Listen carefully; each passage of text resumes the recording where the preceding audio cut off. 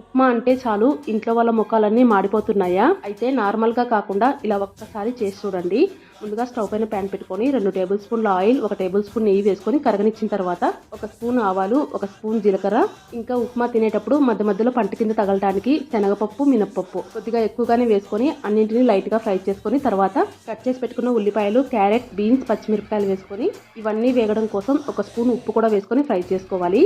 అలాగే మధ్య మధ్యలో టేస్టీగా తగలడం కోసం జీడిపప్పులు వేసుకొని అన్ని ఫ్రై అయిన తర్వాత ఉంటే కొద్దిగా కరివేపాకు వేసుకోండి. అలాగే వీటితో పాటు పావు గ్లాస్ సేమియా కూడా వేసుకొని ఫస్ట్ సేమియాని లైట్ గా ఫ్రై చేసుకుని తర్వాత ముప్పావు గ్లాస్ ఉప్మా రవ్వ వేసుకోవాలి.